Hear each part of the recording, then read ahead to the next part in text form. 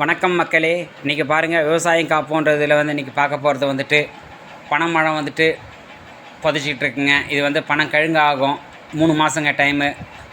3 மாதத்தில் பனம் கழுங்கு ஆயிடுச்சுன்னா இது வருஷத்துக்கு ஒரு முறை தாங்க கிழங்கு கிடைக்கும். பனங்கிழங்கு எல்லாம் விரும்பி சாப்பிடுவாங்க. அதுக்கு தாங்க போட்டுட்ருக்கேன். பாருங்கள், ஃபஸ்ட்டு நல்லா நீங்கள் நேற்று மழை வந்தது, அதனால தான் பாருங்கள் மண் நல்லா நோண்டிட்டுங்க. அதுக்கு மண் நோண்டிட்டு பள்ளமாக பண்ணிவிட்டு அது மேலே ஃபுல்லாக பழத்தை அடுக்கி விட்டுட்டுங்க. பாருங்கள், அடிக்கிட்டு இருக்கிறேன். மொத்தம் அடுக்கி விட்டுட்டு அடுக்கி விட்ட பிறகு ஃபுல்லாக மண் போட்டு விடணுங்க.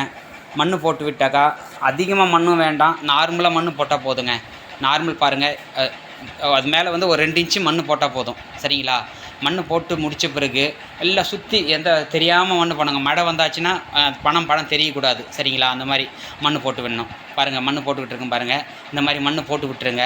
மண் போட்டு 90 நாள் அப்படியே விட்டுருங்க. 90 நாள் அப்படியே விட்டுட்டாக்கா நல்லா கிழங்கு மேலே முளைச்சி வருங்க.